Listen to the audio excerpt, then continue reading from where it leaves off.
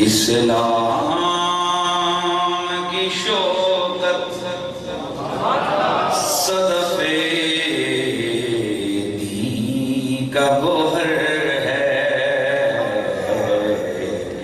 شاہکار رسالت جسے کہیے، وہ عمر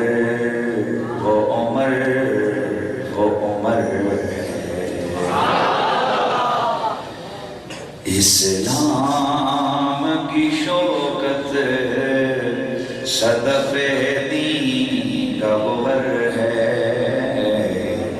شاہکار رسالت جسے کہیے، وہ عمر ہے، جس نام کے صدقے سے دعاؤں میں اثر ہے، جس نام کے صدقے سے دعاؤں میں اثر ہے،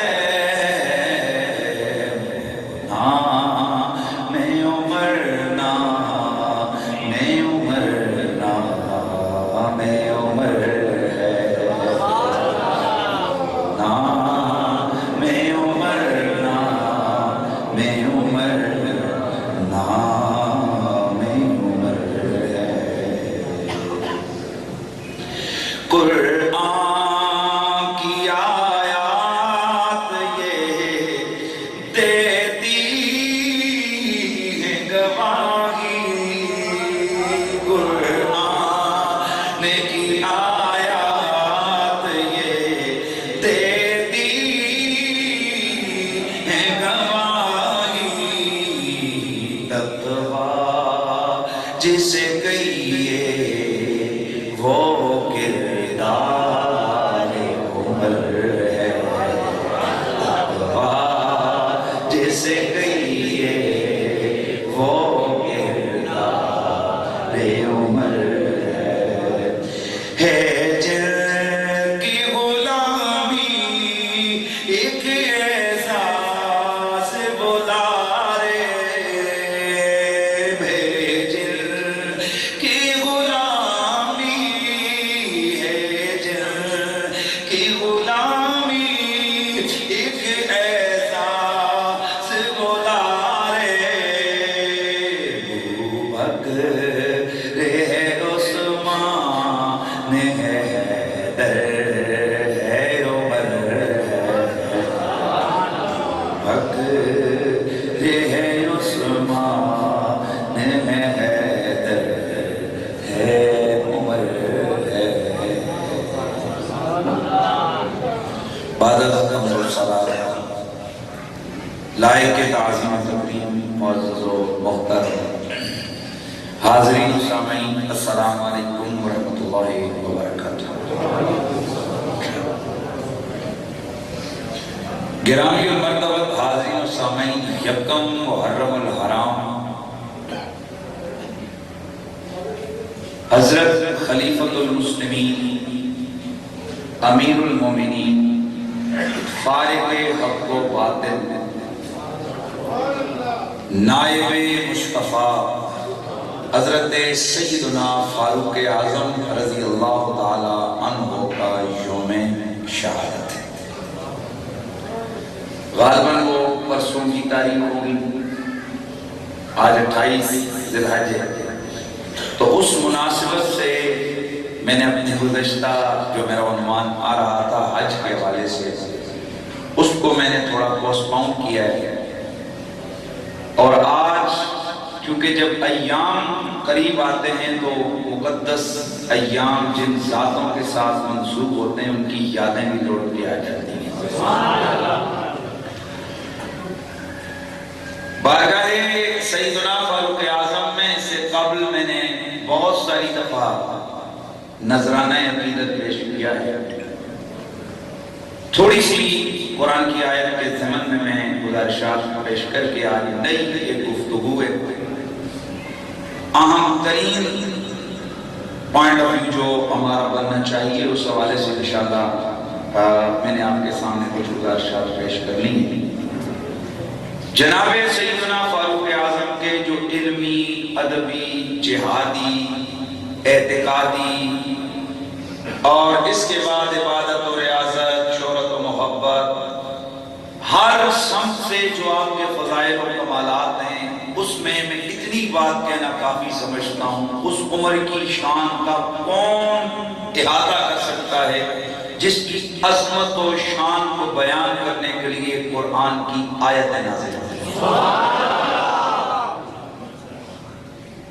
ان آیات جو آیات میرے مصطفیٰ کریم کے لاڈلے حضرت عمر کی شان میں نازل ہوئی، ان میں سے ایک آیت مبارکہ آپ کے سامنے تلاوت کی۔ وقت ایسا کہ جب مسلمان گھروں میں چھپ کے نماز پڑھ رہے ہیں، میرے آقا رحمت کونین صلی اللہ تعالی علیہ وآلہ وسلم کے صحابی حضرت عبداللہ، آپ نے کسی کافر کے سامنے قرآن اونچا پڑھ لیا تو آپ کے چہرے پہ تھپڑوں کی بارش ہو گئی، روتے ہوئے بارگاہ رسالت میں حاضر ہوئے، یا رسول اللہ میرا جرم کیا؟ میں نے قرآن پڑھا تھا، دیکھیے میرے چہرے کی سوزش، کیا ہوا میرے غلام؟ آقا مجھے کافروں نے مارا اور پیٹا ہے کہ تو اونچی آواز سے قرآن کیوں پڑھتا ہے؟ میرے آقا کچھ سوچ رہے تھے کہ قرآن مجید کی آیت مبارکہ نازل ہوئی۔ مالک نے فرمایا وَاذْكُرْ رَبَّكَ فِي نَفْسِكَ تَضَرُّعًا وَخِيفَةً دُونَ الْجَهْرِ۔ محبوب سمجھا دے اپنے غلاموں کو کہ میں رب ہوں، میں کوئی بہرا نہیں ہوں، میں تو تمہارے دلوں کی دھڑکنوں کو بھی جاننے والا ہوں۔ وَاذْكُرْ رَبَّكَ فِي نَفْسِكَ تَضَرُّعًا وَخِيفَةً دُونَ الْجَهْرِ۔ آج کے بعد انہیں کہہ دے کہ جب ان کی عزت اور ان کی جان میرے ذکر کی وجہ سے داؤ پہ لگ رہی ہے، ان سے کہہ دے کہ یہ دل دل میں مجھے یاد رکھے، میں جانتا ہوں۔ نماز پڑھی جا رہی ہے لیکن آہستہ، قرآن پڑھا جا رہا ہے لیکن گھروں کے دروازے بند کر کے، ہزار خطرات ہیں، اللہ کے ذکر کی بلندی مفقود ہو رہی ہے، خوف کے سائے ہیں، جبھی ایک دن میرے مصطفیٰ کے ہاتھ اٹھے، میرے رب کے حبیب نے اپنے رب سے ایک مراد مانگی، اور وہ مراد کیا تھی؟ اللہم اعز الاسلام بہذین العمرین بہذین الرجلین الیکا بعمر بن الخطاب بابی جہل بن الشام۔ یا اللہ یہ جو دو عمر ہیں، ایک خطاب کا بیٹا عمر اور دوسرا حشام کا بیٹا عمر، ان دو عمروں میں سے کسی ایک عمر کی ذریعے سے اسلام کی عزت کو دگنا کر دے۔ میرے نبی کی زبان پر دو عمروں کے نام آئے، پہلا عمر بن خطاب، دوسرا عمر بن حشام۔ عمر بن حشام ابو جہل کا نام ہے۔ اب جیسے ہی حضور کی زبان دارین پر، زبان مقدسہ پر عمر کا نام آیا، گویا میرے رب نے کہہ دیا میرے یار اگلا جملہ چھوڑ، اگر دونوں کا کہتا دونوں ہو جاتے، جب ایک کا نام لیا پہلا عمر ہی ہم قبول کر لیں۔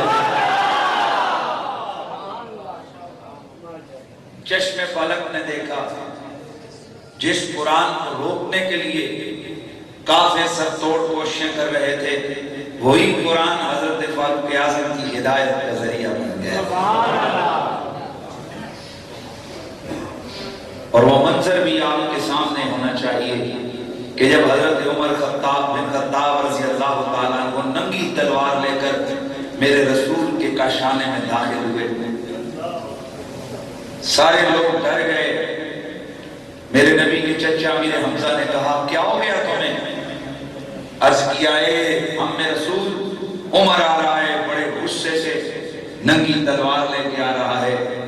آپ نے فرمایا آنے دو، یہاں ہاشمی بیٹھے،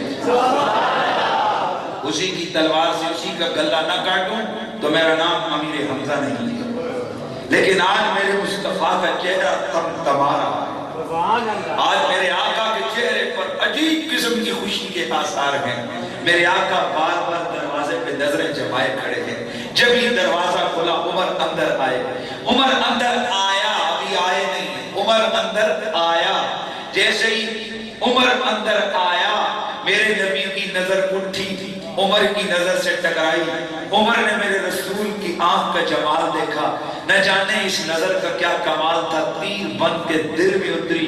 وہ جو تلوار لے کے سر کاٹنے آیا تھا اپنا دل کاٹ کے میرے نبی کے قدموں میں لگا. کلمہ پڑھ کے میرے رسول کا نوکر بن گیا نہیں, بن گئے.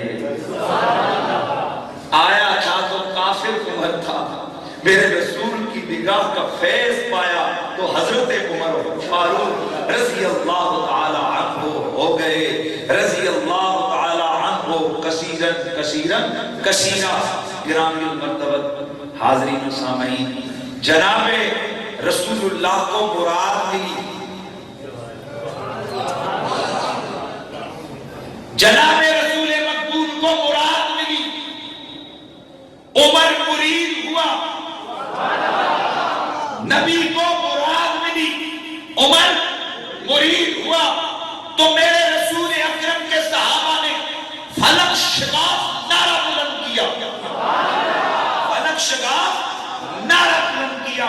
فکبر اہل الدار تکبیرۃ سمعها اہل المسجد. اتنا بلند آواز سے نعرہ لگا کہ یہ اس کی آواز ابو جہل کے گھر تک پہنچی, اس کی آواز پورے وادی کے اندر گونجی. سارے کافر باہر نکلے.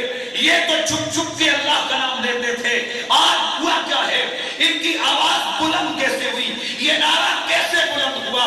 جب باہر نکلے ابو جہل نے پوچھا یہ کیا ہو رہا ہے, یہ آواز کیوں لگی؟ اتنے میں کسی نے جواب دیا, عمر مسلمان ہو گیا. یہ نعرہ محبت کے غلاموں نے خوشی میں لگایا ہے.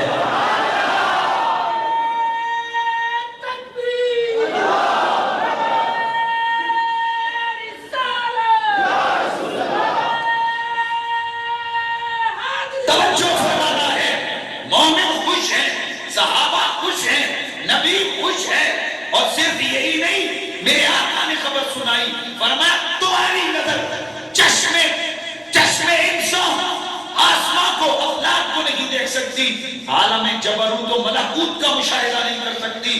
میں جو مشاہدے کر رہا ہوں میں تمہیں کہتا ہوں سنو. قد استبشر اہل السماء باسلام عمر. اے میرے غلاموں, صرف تم خوشیاں نہیں منا رہے, آج آسمانوں کے فرشتے بھی عمر کے اسلام پہ خوشیاں منا رہے ہیں. تو خوشی کا موقع تھا, نعرہ لگ گیا.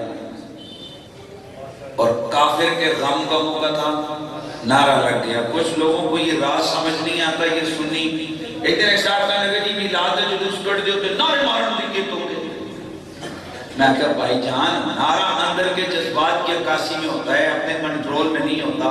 تو سنی جب 12 ربیع الاول کا دن آتا ہے, صبح جناب طلوع ہوتی ہے, ان کے دل کی دھڑکنیں خوشی سے ویسے ہی تیز ہو رہی ہوتی ہیں. یہ باہر نکلتے ہیں, نعرے بلند کرتے ہیں, کیونکہ آج کا دن مومنوں کی خوشی کا دن ہے, کافروں کے غم کا دن ہے, شیطان کے اجڑنے کا دن ہے, ایمان کے سنورنے کا دن ہے.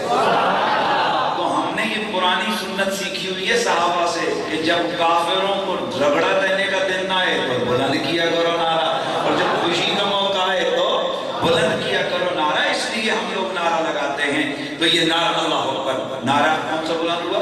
اللہ اکبر. ابھی حضرت عمر نے نماز کلمہ پڑھا, ساتھ ہی نماز کا وقت ہو گیا. اندر صفیں بننے لگی, چلو نماز پڑھو. حضرت عمر نے عرض کی السنا علی الحق یا رسول اللہ, یا رسول اللہ ہم حق پہ نہیں ہیں. میرے آقا نے فرمایا بلا. اے عمر کیوں نہیں ہم حق پر ہیں؟ تو حضرت عمر فرماتے ہیں میں نے عرض کیا تو فیم الاقتدار, تو سرکار پہ یہ اندر چھپ کے نماز کیسی؟ تو فخرجنا صفین, ہم 2 صفیں بن کر باہر نکلے. اللہ اکبر. حضرت عمر کے ہاتھ میں تلوار ہے. یہ نہیں کہ جا کے چھپ کے شروع کر دی, جا کے دستک دی دروازے پہ. ابو جہل کدھر ہے, عتبہ کدھر ہے, شیبہ کدھر ہے, ابو لہب کدھر ہے, ابو سفیان کدھر ہے, بڑے بڑے مکے کے یہ کافر اور مشرک کدھر ہیں؟ دروازے دستک دے کے انہیں کہہ دو ہم نماز پڑھنے لگے سین حرم میں. اور جس نے اپنے بچے یتیم کروانے ہوں، جس نے اپنی ماں کو رلانا ہو، جس نے اپنے بیویوں کا ماتم کروانا ہو، عمر کی طرف سے اس کو اعلان ہے، میرا رسول نماز پڑھنے لگا ہے، آؤ ذرا ہمیں روک کر دکھاؤ۔ میرے آقا سے عرض کی، آقا نماز شروع کریں۔ حضرت عمر تلوار لے کے پیچھے کھڑے، اللہ اکبر۔ آج کا منظر کیا ہے؟ صحن حرم میں آج پہلی نماز ہو رہی ہے، صحن حرم میں آج پہلی نماز ہو رہی ہے۔ نماز کا منظر کیا ہے؟ میرا رسول مصلی پہ ہے، غلامان محمد پیچھے ہے، حضرت عمر تلوار لے کے کھڑے ہیں اور ادھر ادھر دیکھ رہے ہیں۔ ہے کسی کی ہمت و جرت آئے آ کر محمد کے غلاموں کو عبادت خدا بندی سے روک لے؟ اللہ اکبر۔ ابھی حضرت عمر فاروق کھڑے ہیں، سارے مشرک و کافر، آپ نے مکہ شریف کا بھی خیر پہاڑیاں ختم ہو گئیں، لیکن اس وقت کی وہ پہاڑیاں، ان پہاڑیوں میں سے ایک پہاڑی جو 2-4 سال پہلے وہاں گرائی گئی، اس کا نام ہی جبل عمر ہے۔ نام ہی کیا تھا؟ جبل عمر۔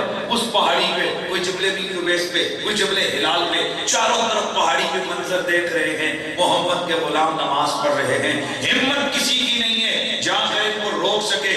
اے ابو جہل تو کیا کہتا ہے؟ کہنے لگا محمد نے آج کفر کی، اپنا کہا نا، محمد نے آج ہماری کمر توڑ کے رکھ دی ہے۔ توجہ کعبے میں نماز آج ادا ہو کے رہے گی، کعبے میں نماز آج ادا ہو کے رہے گی، کعبے میں نماز آج ادا ہو کے رہے گی،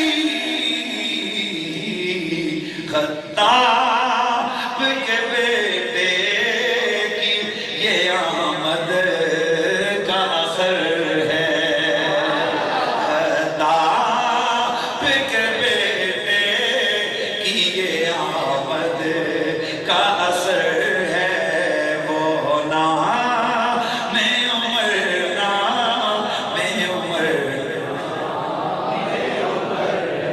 آواز آنی چاہیے، وہ نام عمر، نام عمر، نام عمر۔ اور میرے اعلیٰ حضرت امام اہل سنت امام محمد رضا، اسی لیے آپ کی قلم حرکت میں آئی، وہ فرماتے ہیں کہ وہ عمر جس کے آداب شیدا سکر، وہ عمر جس کے آداب شیدا سکر، اس خدا دوست حضرت لاکھوں سلام مصطفیٰ جانے رحمت پہ لاکھوں سلام۔ گرامی مرتبت حاضرین و سامعین، یہ تو معاملہ تھا آغاز کا۔ ادھر میرے رسول نے نماز پڑھی تھی،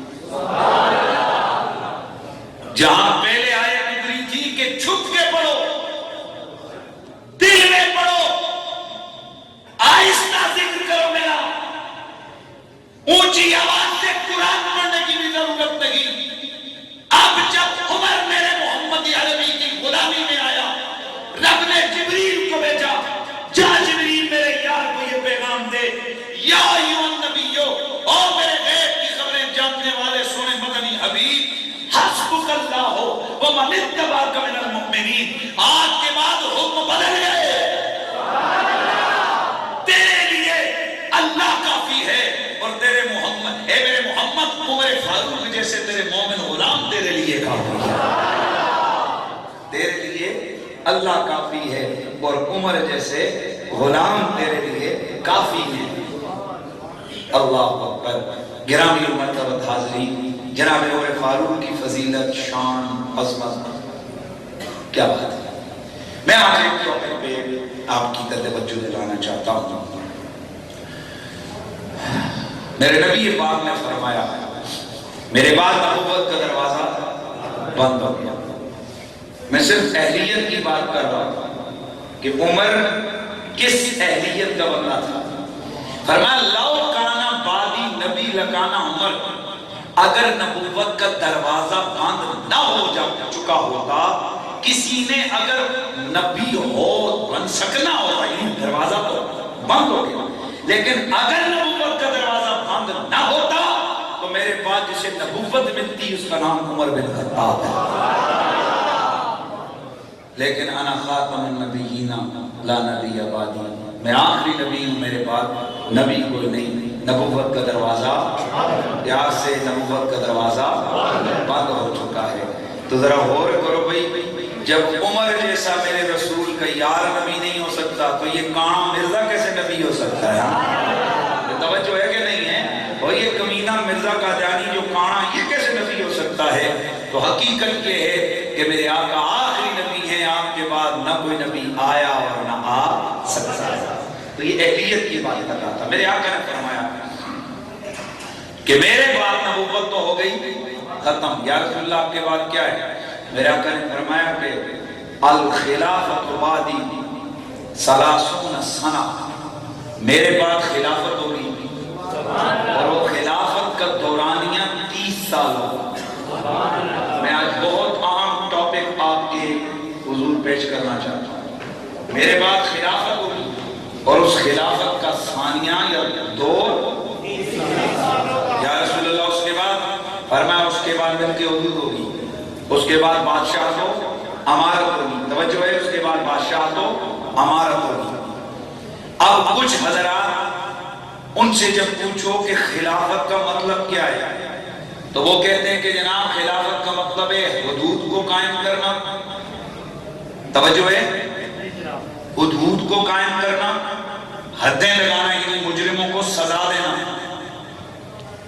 جہاد کے لیے لشکر تیار کر کے بھیجنا، مصالح انسانی کا بندوبست کرنا اور سلطنت کے نظام کو سنبھالنا، یہ بتایا جاتا ہے کہ یہ کیا ہے؟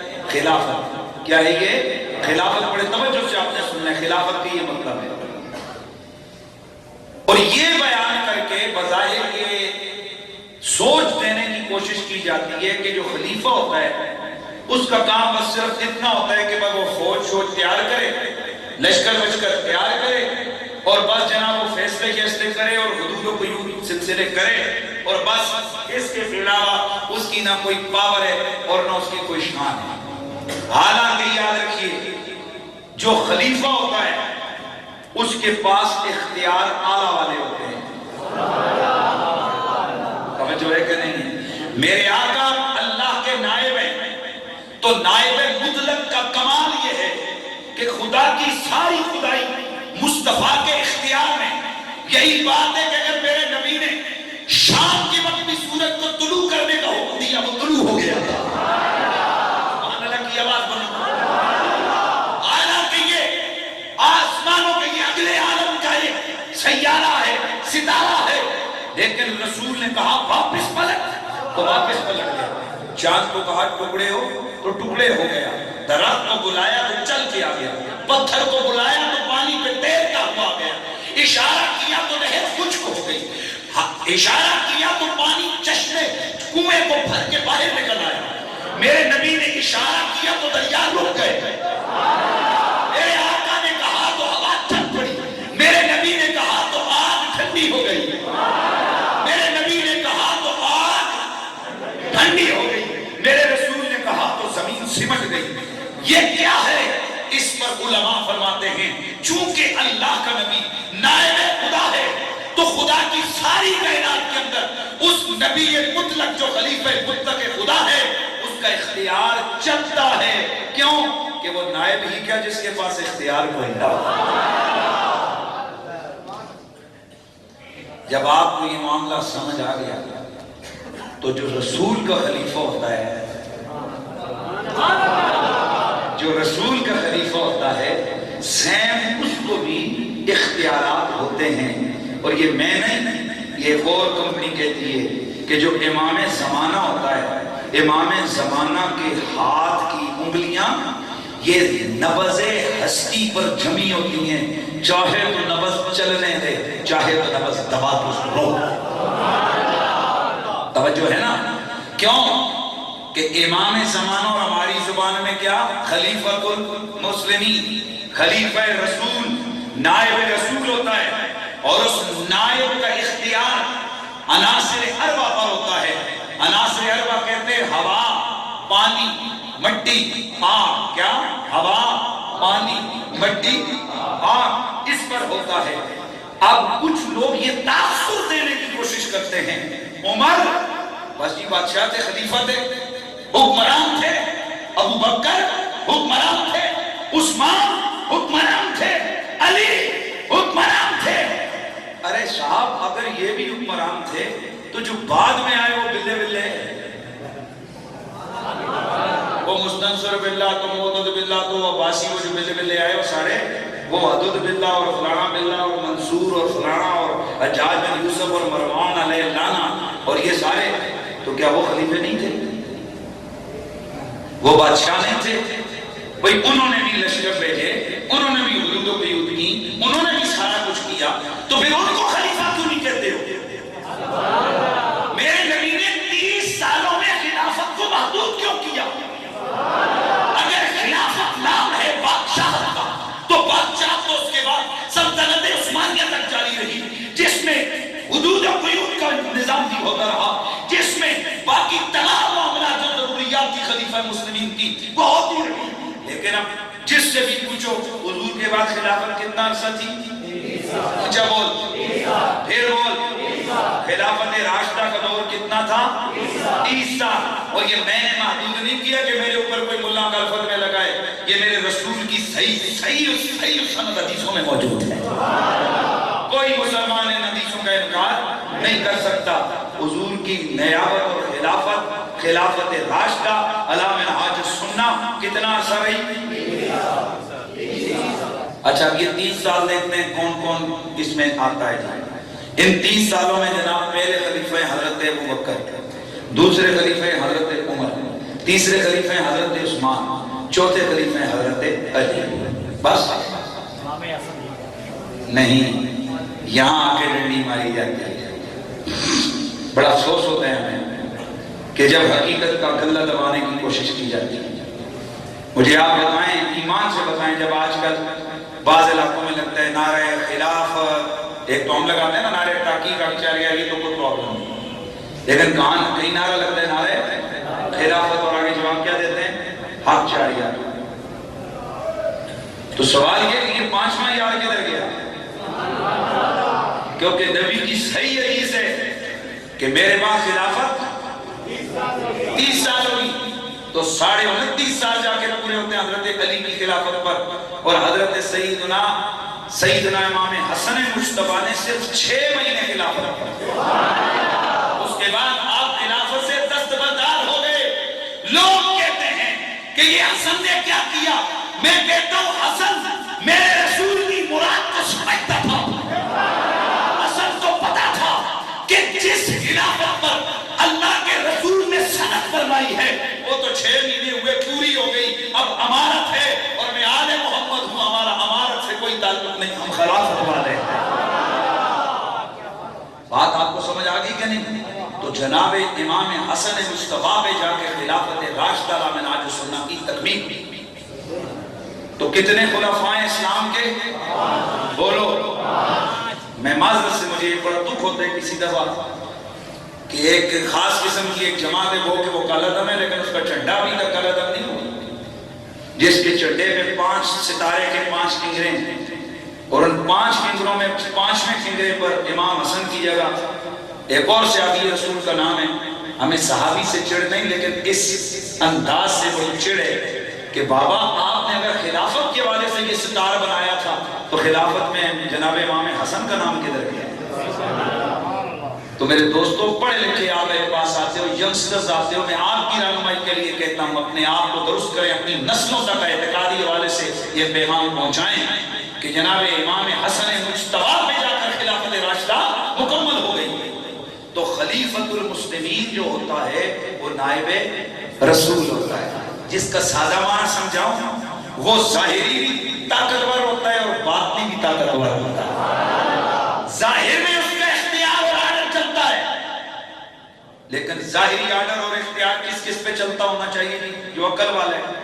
آپ اس پہ ایک منٹ توجہ کرو، میری ایک آپ سے گزارش ہے، توجہ کرنا ہے. آپ میں سے کوئی آدمی یہاں پولیس کی وردی پہن کے باہر یا اوریجنل پولیس کوئی بندہ ہو، وہ باہر جائے جا کر کسی بندے کو روکے، وہ تو کیا ہوگا؟ رکے گا کہ نہیں؟ رکے گا کہ نہیں؟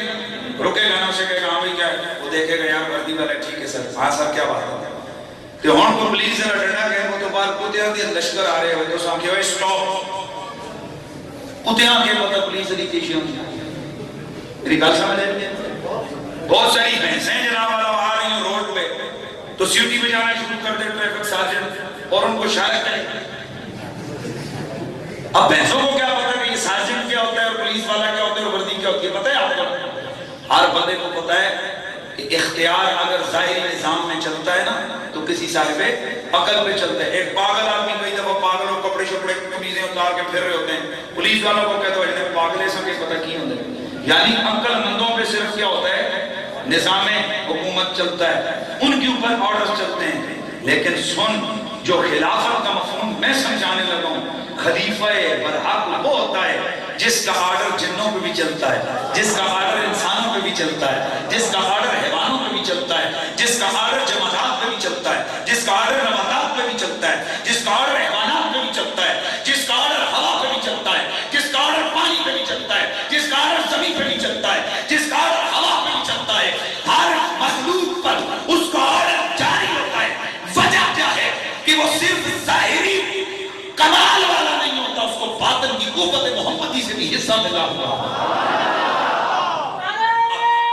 اس معیار کے اوپر آ کر ہم نے جانچنا ہے کہ کیا عمر صرف ظاہری جابر قسم کا بادشاہ تھا، جیسے کہ ایک طبقے کا یہ خیال ہے کہ عمر تو ظاہری حکمران تھا، جسے چاہتا دبا دیتا، جسے چاہتا مروا دیتا، جسے چاہتا سزا دیتا، جسے چاہتا اٹھوا دیتا. عمر ایک ظاہری سخت ترین انسان تھا. لیکن سن، اگر ہوا بھی اس کی اطاعت کر رہی ہو، اگر مٹی بھی اطاعت کر رہی ہو، اگر پانی بھی اطاعت کر رہا ہو، اگر آگ بھی اس کی بات سن رہی ہو، پھر تو مجھے ماننا چاہیے کہ عمر ظاہر میں بھی خلیفہ تھا، باطن میں بھی خلیفہ تھا.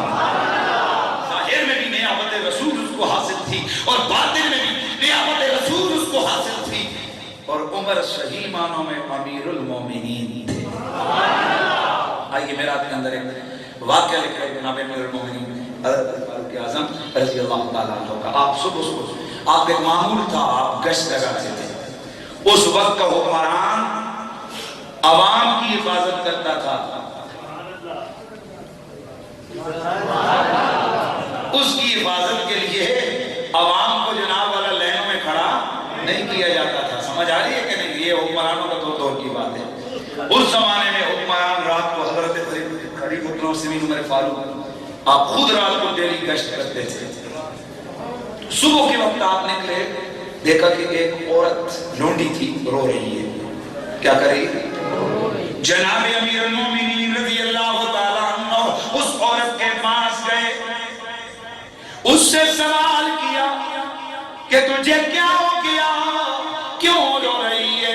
عرض کرنے لگی امیر المومنین، میں اپنے مالک کے، اپنے آقا کے کہنے پر میں یہ تیل لے کے جا رہی تھی، برتن تیل والا میرے ہاتھ سے گر پڑا، زمین کے اوپر یہ تیل بکھر گیا، اس لیے رو رہی ہوں کہ اب میں جاؤں گی. میرا آقا بڑا سخت گیر ہے، بڑا سختی کرنے والا ہے، میں ڈر رہی ہوں کہ مجھے سزا دے گا. اب کیا کر سکتی ہوں؟ حضرت عمر قریب آئے اور میں کدھر ہے تیرا برتن؟ حد کی حضرت یہ میرا برتن. آپ نے برتن نیچے رکھا، زمین پہ کوڑا مارا. اے زمین، کیا عمر نے تجھ پہ انصاف نہیں کیا؟ اگر عمر نے تجھ پہ انصاف کیا ہے تو اس غریب عورت کا یہ تیل واپس کر. اتنا کہنا تھا کہ وہ سارا تیل اٹھ کے اس برتن میں آ گیا، سارا سمٹ کے آ گیا.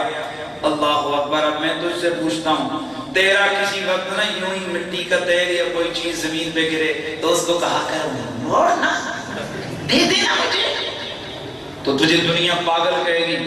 اس لیے کہ سب کو پتہ ہے کہ ہمارا اختیار اور آرڈر ان نباتات اربع پر ہے، یہ عناصر اربع پر نہیں چلتا ہے. تو اب خدا کے رسول کا نائب اور خلیفہ حضرت عمر فاروق رضی اللہ تعالیٰ عنہ آپ وہ تیل زمین سے واپس لے رہے ہیں. کس پاور پہ لے رہے ہیں؟ کیا صرف بادشاہ پہ؟ بادشاہوں کو یا پاکستان کے بادشاہوں کو یا ایران کے بادشاہوں کو کہ وہ کسی کو یوں زمین سے کوئی چیز واپس کروا کے دیں تو سارے کہیں گے یہ پاگل پنے کی بات ہے. ارے زمین سے کون کوئی چیز دے سکتا ہے؟ تو اگر عمر لے رہا ہے تو پھر اس کو صرف بادشاہ نہ کہے نا کہ عمر میرے رسول کا نائب تھا. عمر میرے رسول کا نائب تھا. اللہ اکبر. میرے دوستو، کون جناب فاروق اعظم؟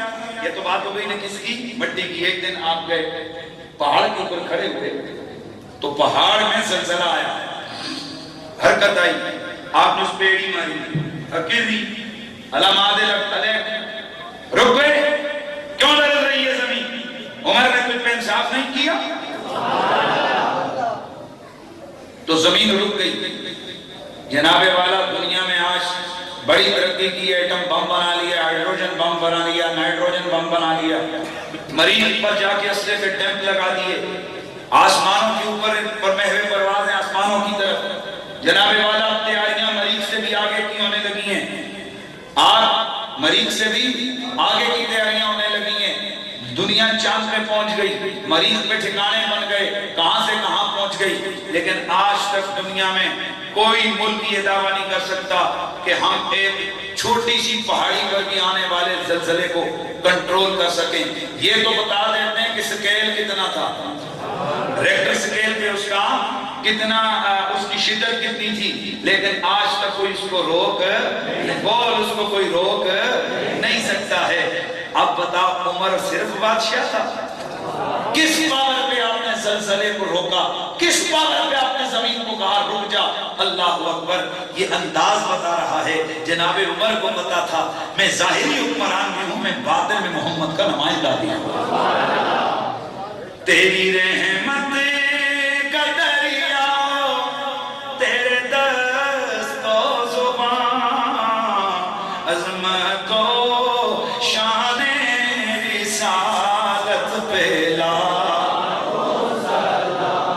تیری رحمت کا دریا، تیرے دست و زبان، عظمت و شان رسالت پہلا. سلام ترجمان نبی، ہم زبان نبی، جان شان عدالت پہلا. جناب حضرت امیر المومنین سیدنا خلیفۃ المسلمین سیدنا فاروق اعظم رضی اللہ تعالی عنہ دریائے نیل کی طرف جو آپ نے خط لکھا، معلوم ہے نا دریائے نیل کی طرف. لیکن اس سے پہلے میں ایک اور واقعہ سنانا چاہتا ہوں. روم کا سفیر جناب امیر المومنین فاروق اعظم کی بارگاہ ناز میں حاضر ہوا. یہ بھی ایک بڑا عجیب واقعہ ہے. جناب امیر المومنین کے آستانے پہ آیا، مدینے میں روم کا سفیر آیا. اس نے ادھر ادھر دیکھا، لوگوں سے سوال کیا کہ مسلمانوں کے حکمران کا محل کدھر ہے، مسلمانوں کی پارلیمنٹ کدھر ہے، کدھر بیٹھتے اتنے 40 لاکھ ملک مل کے اتنے بڑے ملک اور سلطنت کی قسمتوں کے فیصلے ہوتے ہیں. کدھر ہے وہ پارلیمنٹ کہ جہاں سے اتنی بڑی فوجوں کی روانی کے بحث کے بعد وہاں سے بل منظور ہوتے ہیں. کسی نے کہا وہ اجنبی مسلمانوں کا پارلیمنٹ اس کو سامنے ہے. اس نے کہا بھئی یہ تو کچی جگہ ہے. کہا یہ نبی کی مسجد ہے اور یہی ہمارا پارلیمنٹ ہاؤس ہے.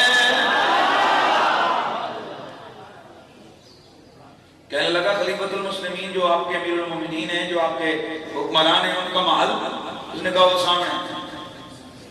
اس پہ دیکھا تو پھٹا ہوا کپڑا پردہ لٹکا ہوا ہے دروازے پہ. اس نے کہا مذاق نہ کر، جس عمر کے نام سے ایوان آئے کفر کے زلزلے بپا ہوتے ہیں، کیسر و کسرا کو تھرتھری لگ جاتی ہے، ان کو کانپنے لگ جاتے ہیں، اس عمر کا یہ گھر جس کی لکڑی کا دروازہ بھی نہیں اور آگے پھٹا ہوا پردہ لٹکا ہے، کہا جا کے پوچھ لے دروازے پہ جا کے اندر جا کے بلایا دستگی غلام آیا، یہ کس کا گھر ہے؟ امیر المومنین حضرت فاروق اعظم کا۔ حیران رہ گیا کدھر ہے وہ؟ کہا وہ ادھر آگے کہیں باغ کے لیے گئے، تصور یہ لے کے آیا تھا بادشاہ ہوگا، آگے پیچھے بڑی فوج ہوگی، کوئی بندوق اٹھائے ہوگا، کوئی تیر اٹھائے ہوگا، کوئی تلوار اٹھائے ہوگا، کوئی نیزے اٹھائے ہوگا، کیا ہوگا؟ بڑا کر و فر ہوگا۔ جیسے ہی آگے گیا کہا کدھر ہے؟ کہا وہ کھجور کے درخت کے نیچے سو رہے ہیں۔ جناب فاروق اعظم کو سوئے دیکھا، جب جا کے سر پہ کھڑا ہوا، جناب فاروق اعظم رضی اللہ تعالیٰ عنہ بیدار ہوئے تو دیکھا کہ ان کا پسینہ نکل کے زمین پہ پیوست ہو رہا ہے۔ جب اٹھ کے بیٹھے تو ان کے جسم کے کپڑوں کو مشاہدہ کیا، لیکن حالت یہ تھی دیکھ ان کے کپڑوں کو رہا تھا لیکن جسم کس کا کام رہا تھا؟ حضرت فاروق اعظم کے کپڑوں پہ 6 ٹکڑے لگے ہوئے تھے، پیمن، ٹاکیاں 6 ٹاکیاں لگی ہوئی تھی۔ دیکھ کر کہنے لگا اے عمر، بات یہ ہے نہ تمہارے پاس کوئی سالار، نہ تمہارے پاس کوئی کسی قسم کی فوج، نہ تمہارے گارڈ اور سپاہی، میرا تم سے سوال یہ ہے جب تم اتنے سادے ہو بتاؤ پھر وہ کون سی وجہ ہے کہ جس طاقت پر تم نے جا کر کیسر و کسرا کو للکارا ہے؟ نہ میں تمہاری کوئی اسلحہ ساز فیکٹریاں دیکھ رہا ہوں، نہ میں کوئی تمہاری یہاں پر صنعت و حرفت دیکھ رہا ہوں، کچھ بھی تو نظر نہیں آتا۔ کس طاقت نے تم نے جا کر کیسر و کسرا جیسی دنیا کی سپر پاور کو للکارا ہے اور ان کی نیندیں حرام کر کے رکھتی ہیں؟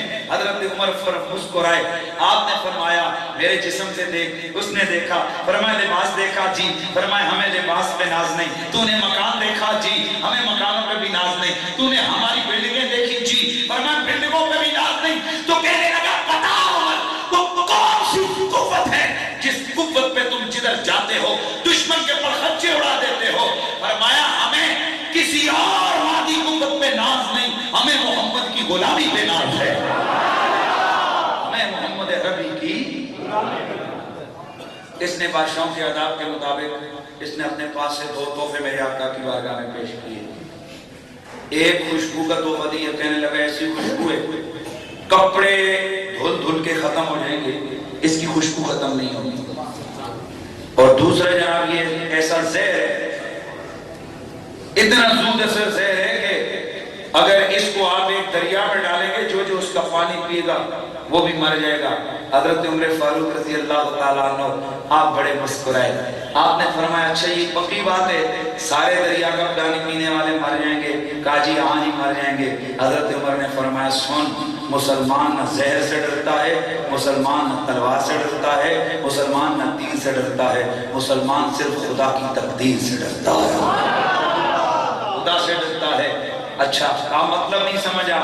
آپ نے فرمایا لا ڈبیا، اس نے ڈبیا لی، آپ نے اس سارے ڈبیا کی زہر اپنی ہتھیلی پہ ڈالی، بسم اللہ الرحمن الرحیم کہہ کر اس کو پھانک لیا، آنکھیں بند کر لی اس سفیر نے، آپ نے اوپر سے پانی منگوا کے پیا۔ جب اس نے آنکھیں کھولی حضرت عمر مسکرا رہے تھے، کہنے لگا حضرت میں کیسے یقین کروں، یہ تو ایسی زہر ہے جو حلق سے اترنے کے ساتھ ہی آپ کو شہید ہو جانا چاہیے تھا۔ حضرت عمر نے فرمایا یہی تو میں تجھے فرق سمجھاتا ہوں، تم ان سے ڈرتے ہو، خدا سے ڈرتے ہیں۔ جب دین کے معاملات نہ ہوں تو ہم پر کوئی چیز اثر نہیں کرتی۔ علماء فرماتے ہیں یہاں جیسے ہی وہ زہر جناب حضرت عمر کی ہتھیلی پہ آئی تو حضرت عمر کو جو تصرف نیابت رسول ملا تھا اس تصرف نے اس زہر کے اثر کو زائل کر دیا، تب وہ ایک آٹے کسی کی طرح کی چیز رہ گئی۔ تو اب یہ جو زہر کا اثر زائل کرنا، یہ تقویم کے اندر تصرف کرنا، یہ طاقت ظاہر کے بادشاہوں میں نہیں ہوتی، یہ نائب رسول میں ہوتی ہے، یہ خلیفہ رسول میں ہوتی ہے۔ تو جناب عمر کا یہ تصرف بتا رہا ہے عمر صرف بادشاہ نہیں تھا، میرے رسول کا نائب تھا، خلیفۃ المسلمین۔ اچھا کہا یہ عطر، جی یہ عطر لائی ہے۔ اچھا اس کے ذہن میں ہوگا ابھی عمر پہلے جناب نے کس پہ لگائے گا؟ کپڑوں پہ لگائے گا۔ جناب فاروق اعظم کی ہتھیلی میں عطر ہے پر آپ کی آنکھوں سے آنسوں سے قطرے۔ حیران ہو گیا یہ رو کیوں رہے ہیں؟ اب آقا فاروق اعظم چلنے لگ گئے، بڑھنے لگ گئے اور آقا کی آنکھ سے آنسو آ رہے ہیں اور آپ فرما رہے ہیں آقا فاروق اعظم آپ فرماتے ہیں میرے نبی نے ایک دفعہ فرمایا تھا کہ اے لوگوں مجھے تمہاری دنیا میں 3 ہی چیزیں پسند ہیں اور ان میں حضور نے ایک عطر کا فرمایا تھا کہ مجھے خوشبو پسند ہے. عمر نے یہ خوشبو کیا کرنی سیدھے گئے جا کر میرے نبی کی قبر پہ اس عطر کو چھڑک دیا.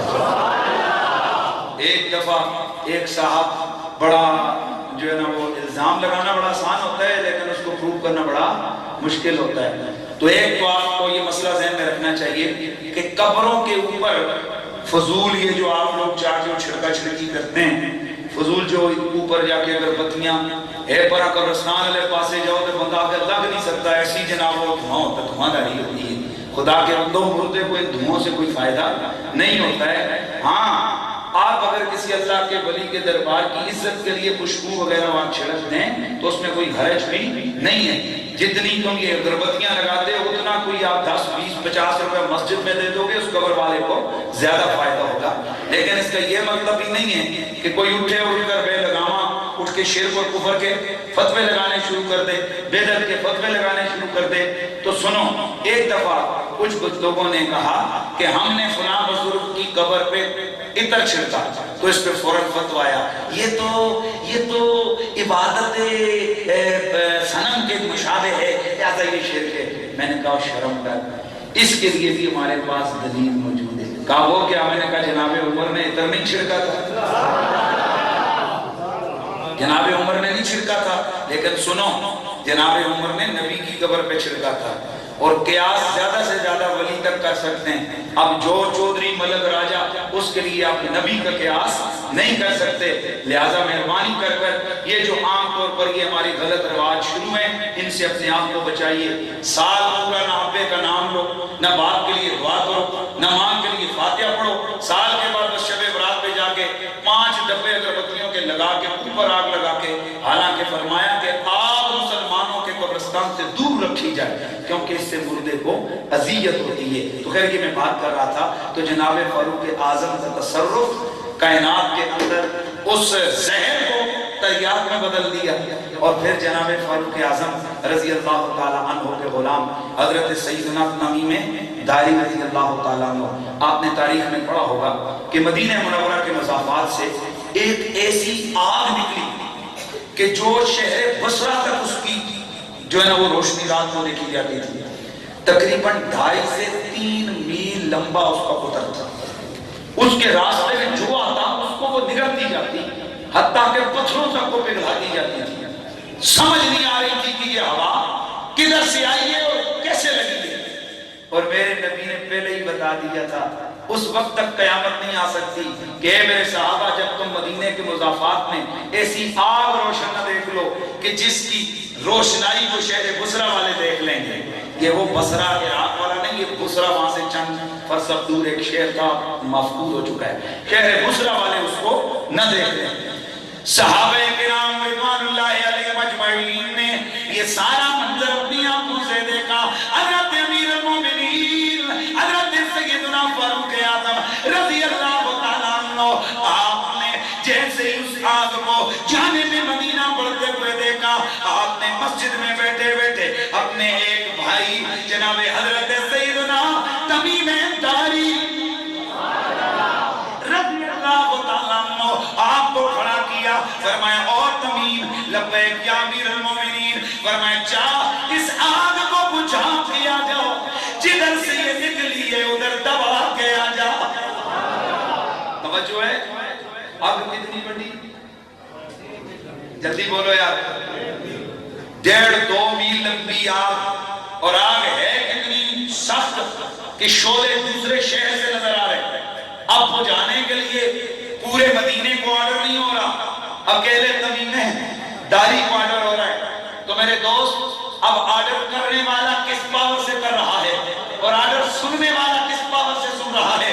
اب چاہیے تو یہ اب یہاں ایک جناب 22 ویلر ٹریکٹر یا ٹرک کو گرا ہوا ہو یا کوئی بہت بڑا کنٹینر جس میں 50 ٹن وزن گرا ہوا ہو میں اس بابا جی سے کہوں اٹھ بابا جی اس کو سیدھا کر گیا تو یہ 3 دفعہ میری طرف دیکھے گا کہ حضرت ہوش میں ہے جاگے ہوئے ہیں یا کیا ہو رہا ہے کہ یہ کیسے ہو سکتا ہے. اس کے لیے تو کوئی بڑی کرین اچھی کرین ہوگی، بڑی پاورفل ہوگی، تب اس کنٹینر کو ٹھیک کرے گی۔ اب ایک بندے کو میں کہوں تو دنیا مذاق سمجھے گی کہ یہ اکیلا آدمی اتنے بڑے کنٹینر کو کیسے ٹھیک کر سکتا ہے، لیکن آج ذرا منظر دیکھیے، اتنا بڑا جمگٹھا ہے لوگوں کا۔ جناب امیر المومنین فرماتے ہیں تمیم جا کر اس آگ کو بجھا کے آ جا۔ حضرت تمیم یہ نہیں کہتے حضور اتنی بڑی آگ میں کیسے بجھاؤں، میں کیسے بجھاؤں، آپ نے کچھ نہیں کیا۔ اچھا چلو جی جاؤ تمیم مٹکا اٹھاؤ پانی کا، پانی بھی نہیں اٹھا رہے، پتہ ہے کیا اٹھایا؟ توجہ ہے، وہ توجہ ہے ادھر،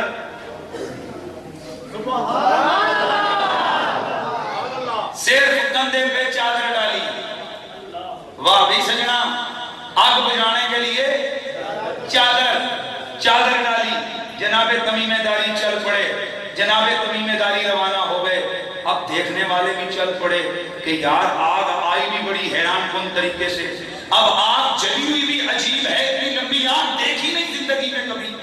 اب بھیجنے والا کوئی عام بندہ نہیں، امیر المومنین ہے، اور پھر جس کے لیے بھیجی، جس کو بھیج رہا ہے وہ بھی عقل مند ہے، بہت اللہ کے محبوب کا محبوب ہے، بڑا عظیم المرتبہ شخص ہے۔ تمیم داری اپنے کندھے پہ چادر ڈال کے سیدھے آگ کے سامنے گئے، جا کر اس آگ سے پہلے باتیں کی۔ اللہ آگ سے کہتے ہیں اے آگ پتہ ہے میں کون ہوں؟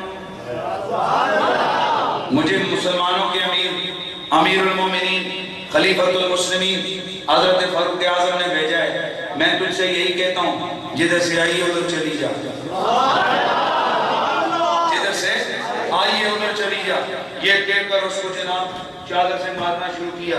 صحابہ فرماتے ہیں خدا کی قسم آگے آگے آگ، پیچھے پیچھے تمیم، اس طرح بھاگ رہی تھی آگ جیسے آگے آگے بکری بھاگتی ہے، پیچھے پیچھے بندہ بھاگتا ہے، اور اس کو مارتے مارتے ایک غار کے اندر گھسیٹ کے اپنا چادر پھر بندے پہ رکھی۔ امیر المومنین کی بارگاہ میں حضور کام ہو گیا۔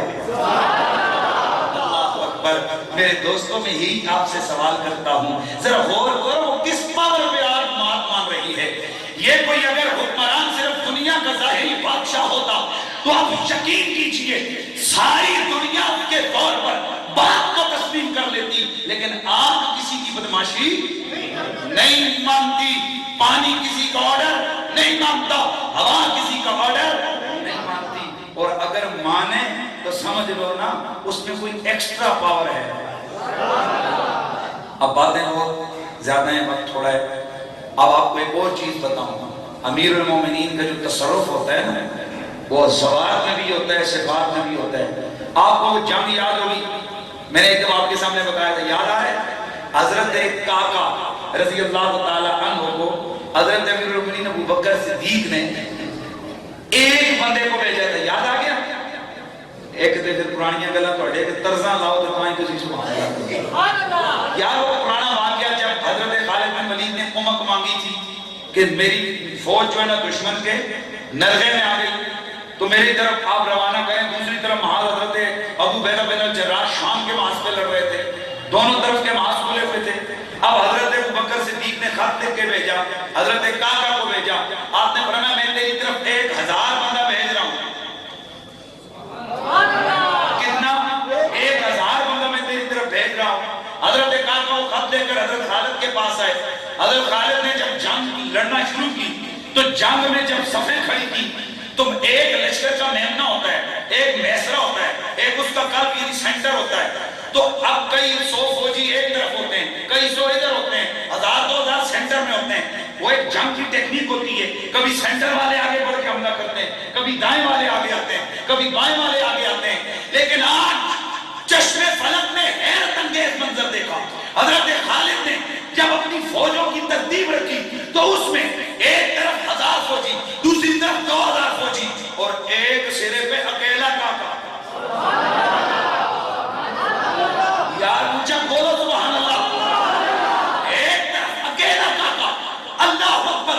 دشمن نے جب دیکھا، میں بتا رہا ہوں کہ نائب رسول کے لفظوں میں کتنا پاور، نائب رسول کی پاور کیا ہوتی ہے، خلیفۃ الرسول کی पावर क्या होती है। हजरत काका वाला लश्कर, अब जब दुश्मन ने देखा, उनका जो जर्नैल था उसने कहा ये खालिद बहुत गहरी चालें चलता है, ये अकेला बंदा खड़ा करना, ये पूरी इंसानी लड़ाई तारीख में कभी ऐसा नहीं हुआ, पूरी हरबो सर की तारीख में हो ही नहीं सकता कि पूरे महाज पे अकेला बंदा खड़ा करो।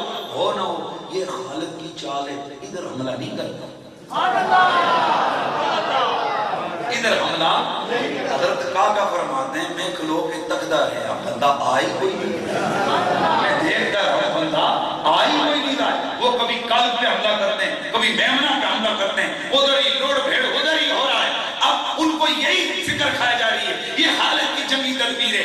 खालिद बिन वलीद के जर्नैल कहते हैं खालिद ये खुदकुशी है कि एक फौज के मुकाबले में 1000 बंदे की जगह अकेला बंदा खड़ा करना। आप एक ही बात कहते हैं, फरमाते हैं क्या अमीरुल मोमिनीन ने नहीं फरमाया 1000 भेज रहा, 1000 बंदा भेज रहा, उन्होंने नहीं फरमाया, कहा उन्होंने तो फरमाया। अब सवाल है, खालिद कोई हवाई मखलूक नहीं है, खालिद कोई जज्बाती मुरीद नहीं है, खालिद दुनिया के ऊपर 56 जंगें लड़के 56 बड़े जिसको कहते हैं बड़ी जंगें, जिनमें बड़े शहर थे, छोटे मोटी मुठभेड़ें तो हजारों में, जो बड़े माजों के अंदर खालिद बिन वलीद जीते। कितने? 56। 4 बड़ी सुपर पावरों को आपने उस वक्त की शिकस्त दी, किसने? खालिद बिन वलीद ने। 3000 के लश्कर से 35,000 का लश्कर मरवाया, 10,000 के लश्कर से 1.5 लाख ईरानी फौज मारी, 30,000 के लश्कर से 3 लाख मुशरिक मारे। अब तवज्जो करना, और उनमें से अपनी तरफ 2-4 हजार बंदे शहीद होते और उधर लाखों के हिसाब से दुनिया को खड़का देते। ए खालिद तुम जज्बात की दुनिया से निकलो। तो जवाब देते अगर मैं जज्बाती मुरीद होता ना तो मैं जाके ईरान और रूम के पखच्चे ना उड़ाता, मैं जाकर उस वक्त की सल्तनत शाम, ईरान, रूम, मैं उनको नागों चलने न चबवाता। मैं हकायक की दुनिया में रहता हूँ लेकिन गुलाम मदीने वाले का हूँ। मुझे मालूम है कि जो नायब होता है वो सिर्फ नायब बादशाह के तौर पे नहीं होता, उसके पास नबी की ताकत होती है। ए खालिद आपने समझा कैसे कि 1000 बंदा? फरमाया खालिद बिन वलीद